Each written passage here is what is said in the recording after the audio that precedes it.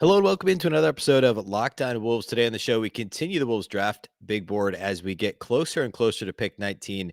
Another couple guards and wings that the Timberwolves could really consider moving up slightly or very well could fall to the Wolves at 19. We're going to break down three more players today. Welcome in. You are Locked On Wolves. You are Locked On Timberwolves, your daily Minnesota Timberwolves podcast. Part of the Locked On Podcast Network. Your team every day.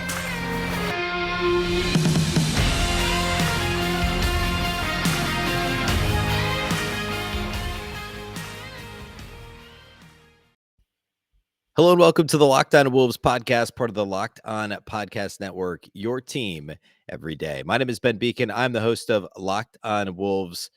Happy Wednesday, everybody. Happy hump day. Hopefully your week is going great. Today, more draft talk as we take a look at really kind of the mid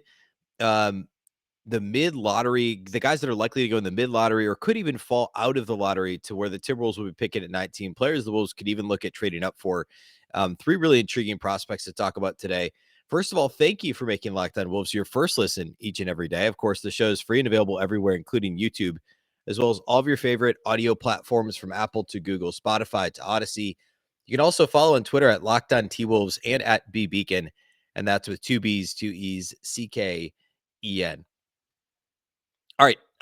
So we're now into the guys that you're frequently going to see mocked, kind of end of the lottery. Some of these guys are still getting mocked in the top 10. Remember, the way I'm doing this is my Timberwolves big board. So if I was the Timberwolves, players that I would want to draft at these positions. So there's some guys you're going to see mocked in the top 10 at various mock drafts I haven't talked about yet because I don't like the fit for Minnesota, or I don't think the Wolves would draft this player in this position. And spoiler, a little bit of a spoiler, I'm going to let some of these centers slide a little bit. I know that the conventional wisdom is that the Wolves need a big, or they need more size, they need front court help, they need physicality, rebounding. That's true. But I think I've said this before on the show. I don't think it's the most efficient use of a first round pick to pick someone who's only going to play, 12, 14, 16 minutes a game at most, when your very best player is Karl-Anthony Towns, and he's going to play at least 30, 32 minutes a game. And you're likely not going to play a first round center next to Karl-Anthony Towns, unless it's Chet Holmgren. Some of these other players, there's too many good wings and guards on the board, and you always need more wings and guards, right? If you pick a 5, there's one role he can play, and that's a backup role to Karl-Anthony Towns. If you pick a wing, if you pick a combo guard, you can play them with Ant, you can play them with D'Angelo Russell, you can play them with Patrick Beverley. You can mix and match, and they can be more versatile defensively. Now, there's a couple really intriguing center prospects that I like and could work in today's NBA, but there's too many good wings in this draft. If the draft was maybe a little thinner, this board would look a little differently for me. But you're going to see some centers that are typically mocked ahead of some of the guys I've already talked about and guys I'm talking about today. There's also some guards I just don't value as highly, and we'll obviously still get to them. But today, there's three players I want to discuss on my Timberwolves big board. To this point, we are through. I've done 11 players so far, and I'll just kind of read through where I'm at real quick. My number one player is Jabari Smith Jr., then Chet Holmgren, Paolo Banchero. And number 4 is Keegan Murray. Number 5, Shaedon Sharpe. Jaden Ivey out of Purdue, 6 on my big board. Benedict Mathurin is 7. AJ Griffin, 8. Jeremy Sohan is 9. Ochai Agbaji is 10 on my list. And Malachi Branham, we closed the show with on Tuesday. He's number 11. Today, I want to talk about 3 more players. We'll start with Tari Eason out of LSU. He is a forward that is actually one of my favorite players in this draft. And don't be surprised if I put him a little higher on my next big board. He's traditionally mocked a little lower than 12. I mean, he's typically in kind of the 14 to 18 range. I don't think he's going to be on the board at 19, but it's not completely out of the realm of possibilities. Here actually reminds me a little bit of some guys who were late risers a couple of years ago. There's some similarities to Patrick Williams, of course, of the Bulls. I mean, and he was a late riser as well. I mean, initially he was supposed to be there like at 18, and he ended up going somewhere around 10, I think, if I'm not mistaken, maybe 9 or 8 even that draft. But Tari Eason is a fantastic athlete. He's got great size. He's 6'8" with a 7'1" wingspan. He's amazing in transition. He's best in transition, actually. And that's exactly what the Wolves want, right? They're the fastest paced team in the league in terms of how they play, how many possessions they use. They want to get out and run. and you want to have Anthony Edwards or D'Angelo Russell or Jordan McLaughlin at times pushing the pace in transition, you want Tari Eason running on your wing. You want him running the floor. He's also so good defensively. He can be a one-man fast break. He can generate those fast breaks himself by getting steals and getting out in the open floor. Similar to how, I mean, Jared Vanderbilt will do this once or twice a game, but he's a little more comfortable with the ball in his hands in some instances in Jared Vanderbilt. I don't know that he's got that much of a better handle than Vando, but he could get out in transition with the ball or without the ball. He's a lob threat all the time. The other thing I really like about him, and we haven't seen this about too many guys that aren't true centers in this draft, and I haven't really talked about any players that you can say this about. He's a really good offensive rebounder. He's got really great second jump ability. He can get up off the floor a second time and get the ball, miss a tip in, get the rebound again and put it back in, dunk it home, kick it back out if he needs to. He's just a really good instinctual offensive rebound. He's got the athleticism and size to be genuinely great on the offensive glass. And that's helpful for Minnesota. Now, Vando's a good offensive rebounder. Cat's a good offensive rebounder. But the more of those guys you have, the better. And the Wolves were really good offensive rebounding the ball early in the season, and that went away. Didn't go away. It kind of lagged a little bit as the season went on. He's a really strong combination of length and lateral quickness. Defensively, he should be able to guard multiple positions. He is physical, which is great. The Wolves need that physicality. He draws fouls on offense and he commits fouls on defense a little bit. That's just kind of, I mean, that to me is one of the drawbacks, but that's something that a lot of rookies struggle with. He also is miscast a little bit, not miscast, but uh, playing in college, he was asked to do some more things. He was asked to play as more of a big with the Wolves. I think he'd be a switchable perimeter defender. I mean, think of him as almost a bigger version in some ways. Well, he's not that much bigger. He's thicker, certainly stronger, bigger frame as Jaden McDaniels. I don't know that he'll be that good from day one defensively, but he's definitely switchable. He's definitely versatile defensively. And again, a strong combination of lateral quickness and length. And I really like that about him. Offensively, the only reason he's not higher is he's just a little bit limited at this point. He doesn't put the ball on the floor and score. He doesn't create for others, but that's okay. He's dynamic in transition. He's dynamic as a lob threat, and his shooting percentage is okay. 37% from three. You'll take that. He's got a slow release and he doesn't shoot the ball off the dribble. But if he at the NBA level can be in that neighborhood off the catch, if he can be 36, 37, 38 maybe percent from three and catch and shoot in the NBA, then that's great. He's really kind of a perfect fit for Minnesota. And if I'm going to put it simply, that's what I would say. I'd say he's pretty much a perfect fit. His ceiling is probably as a really good starter. Maybe think like a Jeremy Grant, like a ceiling again is maybe like borderline all-star. Certainly wouldn't be there year one. Maybe he's the third star on a really good team. But his floor is also very high because at the very least, he should be a Vanderbilt-esque player where he's very good and versatile defensively, good on the glass, a terror in the open floor. He's already obviously a better shooter than Jared Vanderbilt. And I just mean that that's what his floor is. So if the shooting doesn't come along, he's still going to be average-ish from three, right? He's still going to be 33, 34%. But if that three-point percentage ticks upwards a little bit, you don't need him to put the ball on the floor and score. You just need him to be a third or fourth option and continue to be strong defensively. So I love the fit of Tari Eason. He's another one of those guys that I would flag as, hey, if he's there at like, I don't know, 11, 12, 13, 14, and the Wolves have assets or have teams that are like, hey, we would take, Malik Beasley and your 19th pick and maybe a future pick, and we'll give you a future pick, and we'll also give you, you know, this selection. So you could take an Abaji, who, like I talked about on Tuesday, or a Tari Eason.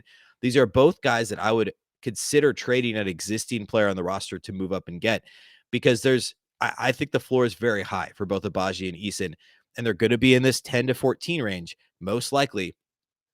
If the Wolves could give up an asset to get those guys, you're talking high floor, a reasonably high ceiling, plug and play, strong defenders, strong catch and shoot guys.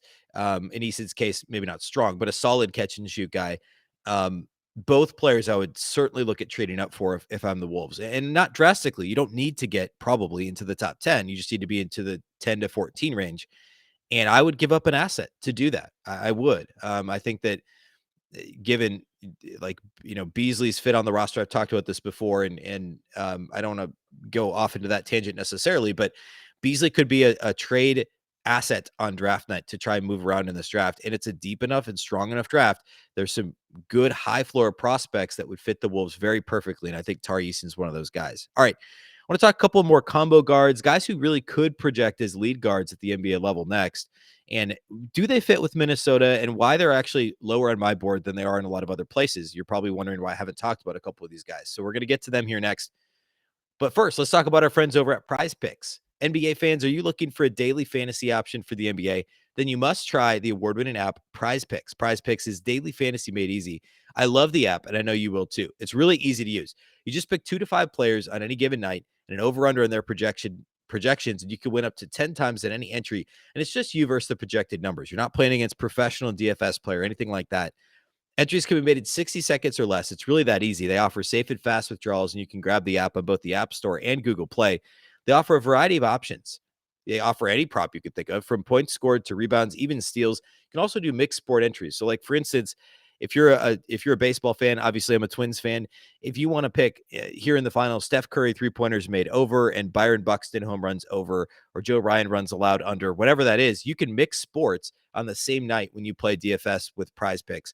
Prize Picks doesn't just offer NBA. Obviously, I mentioned MLB, but during football season, you can do college football, NFL. There's also soccer, college basketball, MMA, and more. For a limited time, Prize Picks is an exclusive no-brainer of an offer for all of our listeners. Listeners get $50 for free if a player in your first Prize Picks entry scores a single point, but you must use the code NBA. That's right. This is an exclusive offer available to Locked On fans only. Sign up today. Use code NBA for $50 for free if a player in your first Prize Picks entry scores a single point.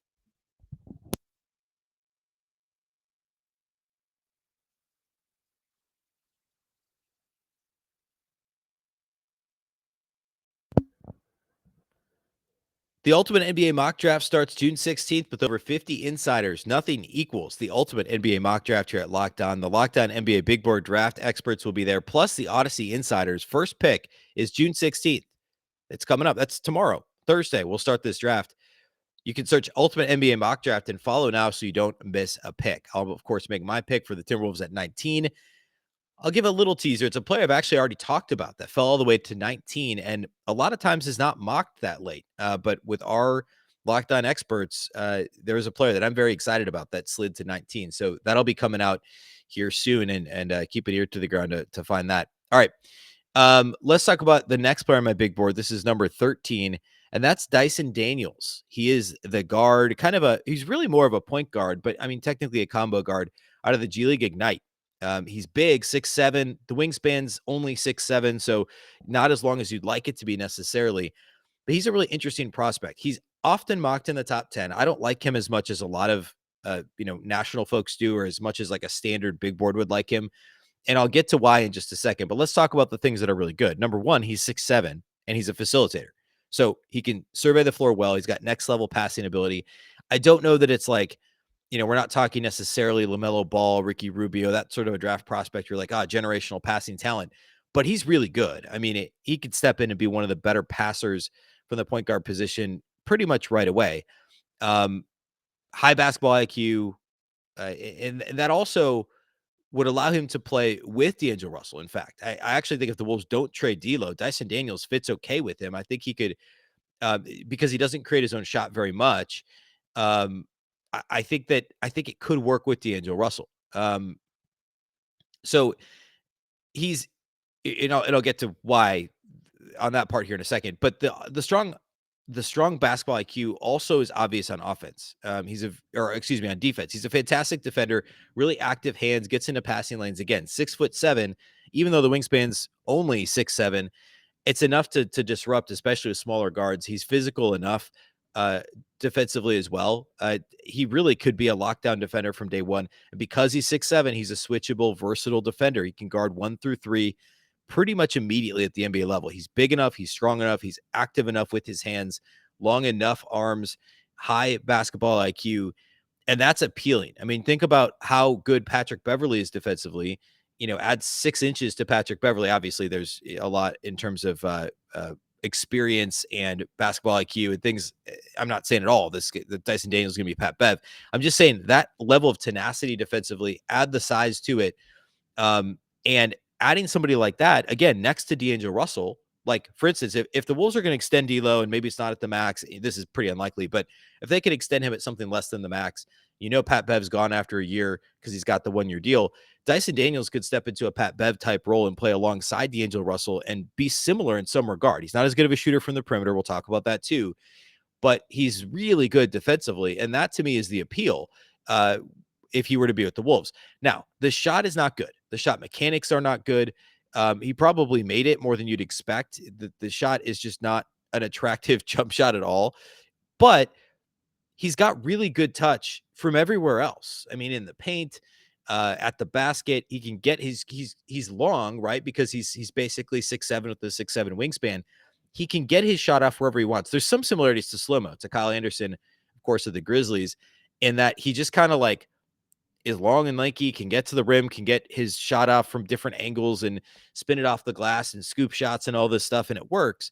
And it worked at the G League. And there's, NBA caliber athletes in the G League. Certainly not, there's a reason the players in the G League, but the players in the G League are athletic and they generally, are hunting block shots and things like that. And he was able to get his shot off, despite, those guys generally are more experienced than him, than Dyson Daniels was playing in the G League last year. So there's something to be said for getting his shot off from everywhere and for having great touch in the paint.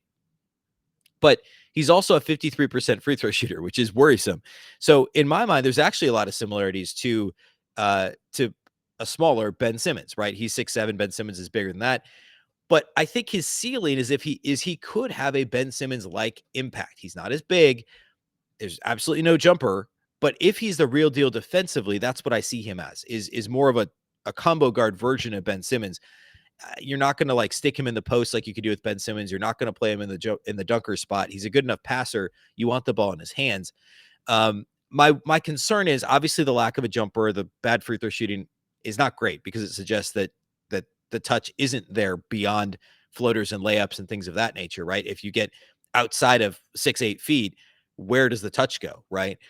Also, he's not a fantastic athlete. I don't think he's as athletic as Ben Simmons.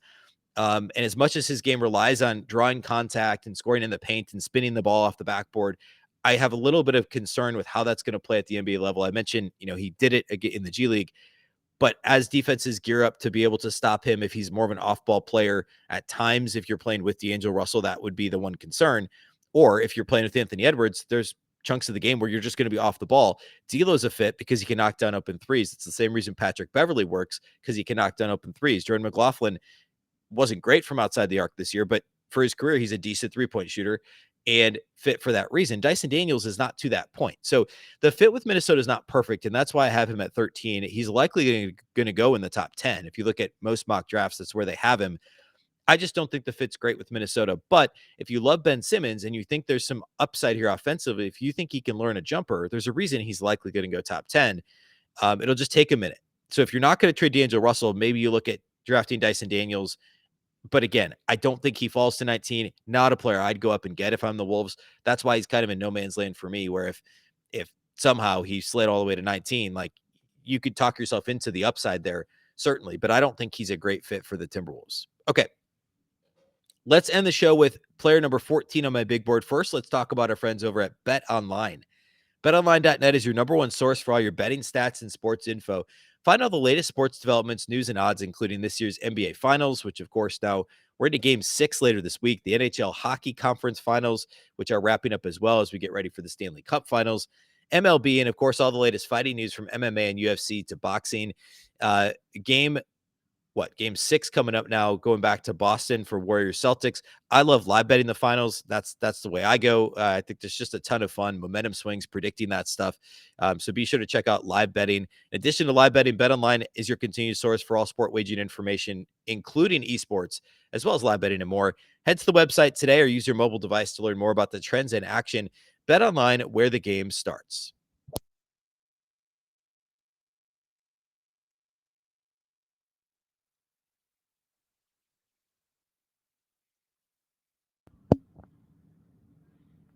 All right, number 14 on my big board, on the Locked On Wolves big board, is Johnny Davis out of Wisconsin, another player you'll often see mocked in the top 10 from around the various mock drafts.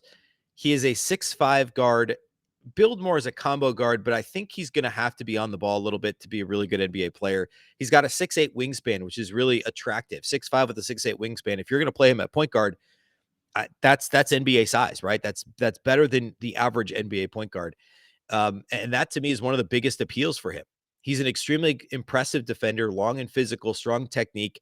I think he's more consistent, even if he's less impressive than Dyson Daniels, for instance, who we just talked about. Um, I, he like the biggest appeal for Johnny Davis is the combination of strong defense and a well-rounded offensive game. And you could look at several more traditional point guards at the NBA level, not current necessarily. Well, there's some. Like currently, you're looking at guys that are just solid point guards, and there's a little bit less of that. And when you see it now, it's guys who can also just knock down threes, and we'll talk about that in a second. I think he's an underrated shooter, but offensively, he uses his size and actually a surprising burst. He's not a fantastic athlete, but if you watch Johnny Davis at Wisconsin, there were times where, I started thinking, he's more like a Jordan McLaughlin, just kind of a solid guy that can run the offense. But then he'd have this burst and get to the rim, use his length. He's obviously much bigger than McLaughlin, almost a half foot taller. But he has enough of a burst, both off the dribble. He's got a quick first step, but it's almost like he's got a crafty, like the quick enough first step to get past some guys, but a crafty last step. And the ability, like I mentioned with Daniels, the ability to kind of spin the ball off the glass, and be creative at the basket. He's also unstoppable from the mid range. Unstoppable is maybe strong. Nearly unstoppable from the mid range. He's lights out from the elbows, and he's a good enough passer to keep teams honest. So I think he's an intriguing pick and roll guy. The problem is that off the dribble, he only shot 30% from beyond the arc. So teams are going to go under the screen against him. And until he can prove that he can knock down threes off the dribble, and not at the college 3-point line, at the NBA 3-point line, that's going to be an issue for him. However, if he can get downhill, he's going to get his shot off from the mid range. I mean, he's a little bit bigger than D'Angelo Russell, and I would say he's a comparable mid range shooter as D'Angelo Russell. And that, if he fit in with the Timberwolves, could keep teams honest. The difference, of course, is that D'Lo can pull from three, has limitless range, not at a super high percentage, but can knock down from 30 feet at a reasonable clip where teams have to respect it. Johnny Davis hasn't shown the ability to do that off the dribble. However, he was pretty good in catch and shoot situations. He was really good, actually. Overall, 33% from three. But if you break that down further, I mentioned he was 30% off the dribble, 38% in catch and shoot opportunities. Very limited catch and shoot because he mostly ran the offense at Wisconsin. But he's mechanics are good. He's really good in the mid range and a very good catch and shoot guy. So that suggests that could continue to develop. And if a team says, look, we see him as a lead guard down the road, but maybe we use him off the ball a little bit. It'd be a luxury to use him off the ball and use him more as a catch and shoot guy, a secondary playmaker who can make a decision to either shoot or attack. There could be a role for him, and he could fit an offense like the Timberwolves. Now, one of his issues at Wisconsin was he was a ball stopper. If he did get the ball in a rotation, he didn't make a quick decision. If he had the ball in his hands, he was looking to score. He was an extremely high usage player for the Badgers, and he's not going to be that right away in the NBA, most likely, unless he goes, I guess if he goes top 10 and he goes to a team that needs that, he could be, but without the length or without the range, I should say, to shoot from anywhere beyond the arc, and without extremely strong athleticism, I think he could have some issues being a high usage player at the NBA level. If he accepted a lower usage role, say he slid all the way to 19, there could be a fit with Minnesota. I think that the defense, the ability for mid range, and the ability to be crafty in the paint actually does remind me of a supersized super version of Jordan McLaughlin. He's 6'5", McLaughlin's under 6 feet. He's got the 6'8" wingspan. But J-Mac is like a 36% career three-point shooter at the NBA level. Johnny Davis was 33% in college. And I also don't know that he's quite as good of a passer as Jordan McLaughlin. He's a good passer, but again, even though he had the ball in his hands so much, he wasn't a great, like overwhelmingly impactful facilitator for the Badgers. He was much more of a, I'm going to get my buckets, and would make impressive passes from time to time. And you watch Wisconsin games, and he did do that. Teams were loading up on him, but he, again, a high usage guy at a Big Ten program. How's he going to fit in at the NBA level without a fantastic jumper, especially off the dribble? So for me, I think there's really a strong floor here. I think he could be a solid backup point guard, like a better version of Jordan McLaughlin. I mean, think of other good maybe, I there's some similarities to Tyus Jones, obviously bigger than Tyus Jones too. I don't think he's quite as good of a pick and roll passer as Tyus was coming into the league, but he's bigger than Tyus. The catch and shoot ability, the mid range scoring ability, that's all the same. Tyus couldn't shoot threes when he came to the league and has vastly improved now over the past couple seasons, obviously. So there's some similarities there. Now, Tyus Jones slid to like, what was he, like 22, 24 in the first round? Johnny Davis, because of the size, is going to go earlier, but there's some similarities with how they play. I do think that's his floor, though. I think his floor is a strong backup point guard. But again, the fit with Minnesota is if he's the backup point guard with the Timberwolves, is he going to think he's got to go out there and get buckets when you've got Anthony Edwards, Karl-Anthony Towns, currently Malik Beasley, even Jaden McDaniels, guys that should have the ball in their hands more frequently? What's that fit look like? So I don't love that fit with Minnesota unless you can convince him to take a backseat offensively early on and he can continue the catch and shoot ability that he showed at Wisconsin and just continue to improve off the bounce. He's probably going to go top 10, certainly top 12. Not a player I'd trade up for again for the Wolves. So, if he happens to fall, I think there's some intrigue there because he could fit with what Chris Finch wants to do, and he certainly has some improvement and some room to grow offensively as well. All right, that's all we have for today here on the show. We are getting very close. Next show, we'll have 15, 16, 17, and then we'll be right in the range of guys that very likely will fall or could be on the board, I should say, at 19 for the Wolves. We're only a week away now, a week from tomorrow for the NBA draft. So it's coming up quick. Thank you once again for listening to Locked On Wolves, for making us your first listen each and every day. A reminder, you can listen anywhere. Of course, you can watch on YouTube. You can also listen on Apple, Google, Spotify, or Odyssey, or anywhere else. You can also follow on Twitter at Locked On T-Wolves and at Beecken with 2 B's, 2 E's, CKEN. Of course, Locked On Wolves is part of the Locked On Podcast Network. Remember, the Locked On Network is your local experts on all the biggest stories. And again, thank you for making us your first listen. A reminder, you can make the Locked On NBA Big Board show your second listen. Host Rafael Barlow from NBA Draft Junkies and the author of the NBA Big Board newsletter is joined by Richard Stamen, Sam Ferris, and Leif Thulin, giving fans an in-depth look into the NBA draft, mock drafts, player rankings, and of course, big boards. It's free and available wherever you listen to podcasts. Once again, I'm Ben Beecken. This is the Locked On Wolves podcast, and we'll catch you next time.